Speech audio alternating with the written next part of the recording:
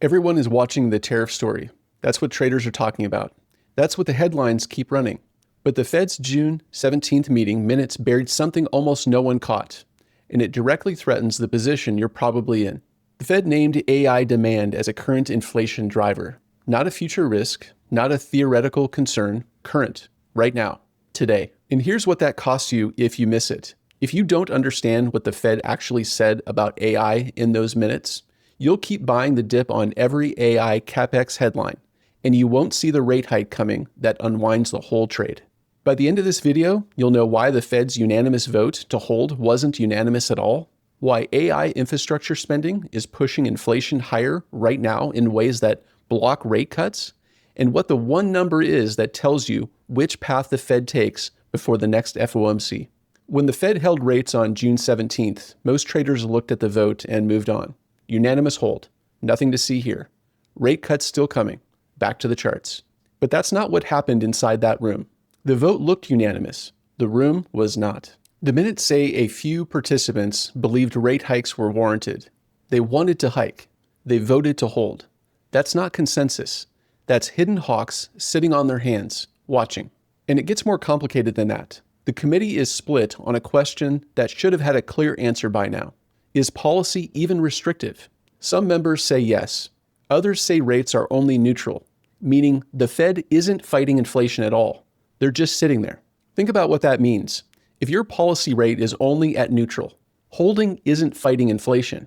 Holding is doing nothing.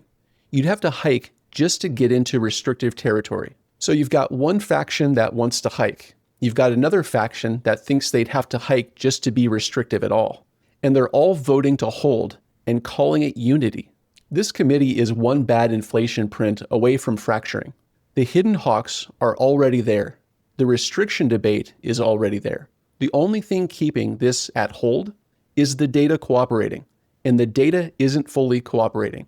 So what specifically are they worried about? What inflation drivers did they actually name in those minutes? The minutes name 3 specific drivers of elevated inflation: Middle East conflict, tariffs, and strong AI demand.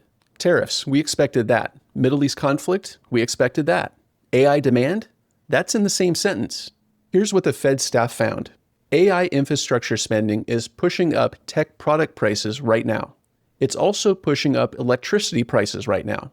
The build-out, the servers, the chips, the power contracts, all of this is creating sustained upside pressure on prices that shows up directly in core goods inflation. This isn't a side note. Fed staff put it in the official record. Now here's the part that sounds good at first. The minutes also say the Fed expects those AI productivity gains to drive costs lower over time. Technology gets more efficient. Prices come down. Inflation falls. That's the promise everyone on Wall Street is pricing in right now. But then the Fed minutes add 3 words that change everything. But not now. Long-term gains? Not now. Price relief from AI efficiency? Not now. Right now, the Fed's own staff says AI is making inflation worse. That's the trap buried in the market. Every AI capex announcement, every data center deal, every hyperscaler order, every power contract is lifting the market. But that same spending is exactly what the Fed cited as pushing inflation higher. The AI trade is funding the inflation that blocks the rate cuts the AI trade needs to keep running. That's a feedback loop, and the Fed just put it in writing. So where does this go from here? There are 3 paths forward. One of them ends with a hike, and the conditions for that path are closer to being met than most traders realize. The Fed laid out 2 explicit scenarios in those minutes. The first one is the disinflationary path. Inflation cools, they hold, and eventually cut. That's the base case Wall Street is priced for. That's what the rate cut calendar assumes. The second is the elevated inflation path. Inflation stays high or moves higher, and they hike. But there's a third scenario the minutes don't explicitly name, and it might be the most dangerous one. The Fed holds indefinitely. Inflation stays above 2%. Nothing breaks hard enough to force a cut. Nothing spikes hard enough to force a hike. The committee just waits. And the longer they wait, the more inflation expectations start to drift. The Fed used a specific word for that. They called it unanchoring. That's the scenario where you wake up 6 months from now and the whole macro setup has quietly shifted on you. Here's what actually triggers the hike path. Tariff pass-through has to persist, meaning companies keep pricing staff costs into their goods instead of absorbing them. AI infrastructure spending has to keep sustained price pressure on electricity and tech products. And wage setting has to start incorporating higher inflation expectations, meaning workers and businesses start building above 2% inflation into their contracts and negotiations. Now ask yourself how many of those conditions are already in motion. AI capex announcements aren't slowing down, they're accelerating. Tariff pricing is already showing up in goods data. If inflation expectations start unanchoring, and the committee said that word directly, that's when the hold forever scenario ends and the hike scenario starts. And the one number that tells you which path wins? Core goods CPI. Not headline, not services, core goods. Because that's exactly where tariff pass-through and AI hardware pricing show up first. If core goods keep climbing between now and next FOMC, the hike path is live. If it rolls over, the Fed gets its cover to cut. That's the number. Watch it before you watch anything else. Here's the answer to the question you came in with. The rate cut calendar isn't just delayed, it's conditional.